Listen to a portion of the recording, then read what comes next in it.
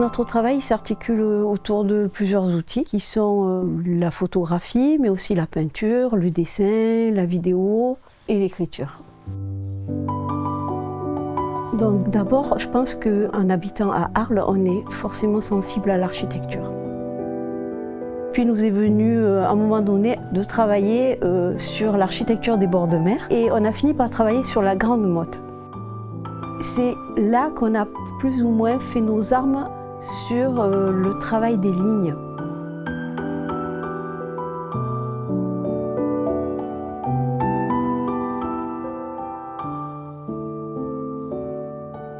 À l'issue de ce travail, on a cherché si d'autres villes présentaient des histoires architecturales intéressantes. Forcément, il y a plein de villes qui nous ont paru intéressantes, mais particulièrement la ville de Royan.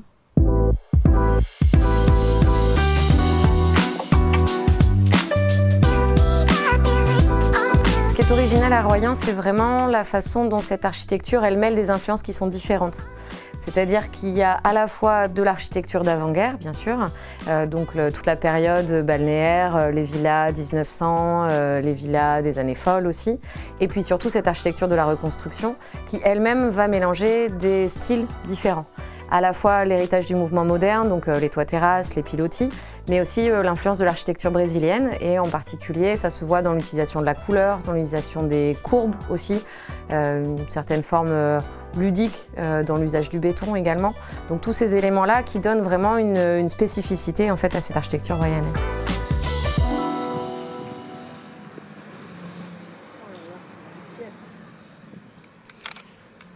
Nous avons contacté l'adjointe à la culture et puis nous leur avons proposé un travail d'écriture sur leur ville avec notre vision artistique. C'est pour ça que ce projet s'appelle Rêver Royan.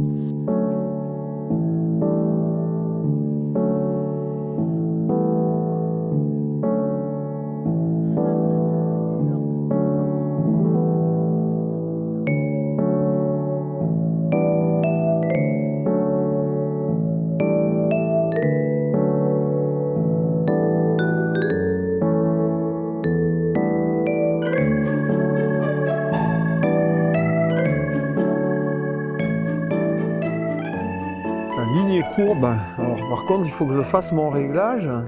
Ces vagues sont jolies, mais elles sont compliquées parce que en fait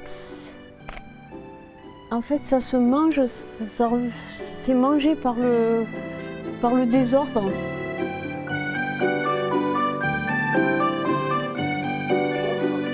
Allez, c'est bon. Comme ça, là, superbe. Vraiment, celle-là elle est superbe. C'est une ville comme la Grande Motte qui n'a pas d'architecture générique, qui se suffit à elle-même. Et ça, moi, ça m'a vraiment beaucoup plu dans ce travail. L'architecture générique, c'est l'architecture qui est juste, on va dire, décorative, qui n'a pas un but sociétal. Voilà, Royan est très très loin de l'architecture générique.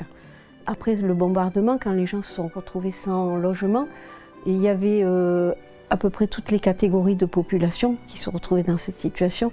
Et donc, en fait, il y a eu des sommes qui ont été allouées pour la reconstruction par le ministère de la Reconstruction, le MRU. Et tout le monde a eu la possibilité de reconstruire sa maison telle qu'il avait envie de la construire. Alors certains ont pris des risques et ont fait vraiment des maisons. On choisit le parti pris de la maison d'architecture des années 50 avec les toits plats, les carreaux de verre, les casquettes, les pilotis, etc. Et puis parfois les gens ont été plus prudents en se disant que c'était peut-être qu'une mode, que ça allait passer. Et donc on voit aussi beaucoup de maisons qui utilisent les matériaux modernes de l'époque, des années 50, mais en même temps conservent des attributs de l'architecture classique des années 20, 30. Voilà. Ils ont peut-être tous imaginé plus ou moins et conduit un rêve. Si on se promène sur le boulevard Garnier, on voit ça, en fait, toutes ces époques différentes qui se succèdent. Et aujourd'hui, il y a plutôt cette volonté de ne pas non plus faire de Royan une ville-musée, mais plutôt de lui permettre aussi de se renouveler sur elle-même et de proposer aussi des architectures nouvelle et contemporaine. Ah, vous préférez les maisons d'autrefois? Ouais. Les pierres. Mais bon, ça se marie bien en fait, le moderne et l'ancien se marient bien. Je trouve que c'est... Il n'y a que cet endroit ici où on voit le mélange des deux qui cohabitent bien. On essaye de refaire la jaune qu'on n'y arrive pas. Charlotte de Charette, qui est la directrice du SIAP, et Nadine David, l'élu à la culture de la ville de Royan, elles ont pris un risque. Elles ont accueilli 2 artistes, finalement, qu'elles ne connaissaient pas et qui ne connaissaient pas la ville. Et elles leur ont proposé cette découverte sur l'idée de la poésie et sur l'idée de la couleur. Il devient urgent de prendre aussi des gens dans la rue qui marchent, parce que sinon ça va être un livre que sur les pierres, alors qu'en fait il y a des gens qui vivent dans les pierres. La chance de Royan, c'est d'avoir un secteur reconstruit qui est assez important. Il représente environ un quart de la ville ou un cinquième de la ville. Et ça crée vraiment une atmosphère particulière et c'est ça qu'ils vont aller extraire, ils vont la sublimer, notre ville. Voilà, c'est leur travail et c'est en ce sens qu'il est intéressant.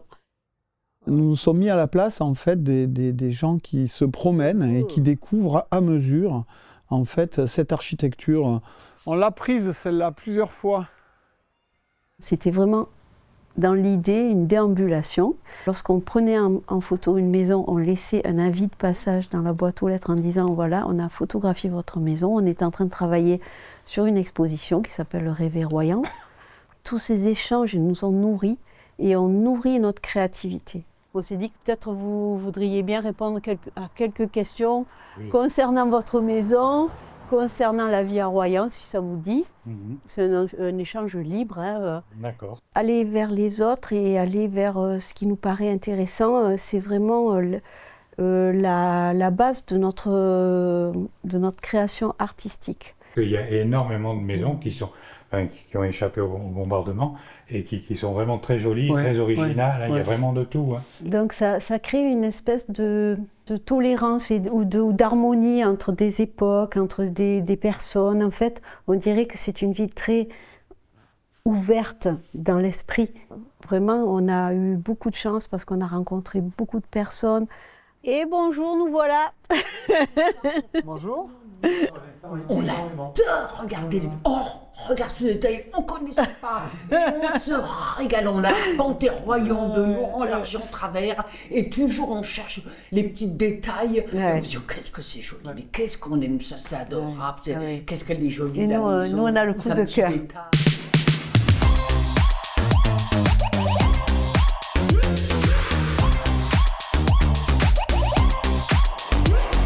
Et ces prises de vue, chaque soir, on déverse nos cartes mémoire dans un ordinateur qui nous est commun. Et donc, on fait une sélection des meilleures prises de vue, en fait, celles qui nous procurent le plus d'émotions. Peut-être celle-là. Celle-là. Sur celle-là, il y a quelque chose... J'aime bien parce qu'en fait, ça fait il y a un ça et ça va reflet, là. Voilà, il y a un reflet, il y a quelque chose... Celle-là peut être travaillée. Donc, Enlever le poteau. Faut voir le poteau, il va falloir vraiment coloriser l'arbre. Hein. Ce qui est important, c'est ce que l'image capturée dégage. Donc une fois qu'on a fait cette sélection, et donc pendant ces semaines, on ne fait que ça, faire des photos, laisser les avis de passage, rencontrer les gens. C'est vraiment un travail de terrain, de récolte. Et puis quand on arrive à Arles, c'est un autre travail qui nous attend.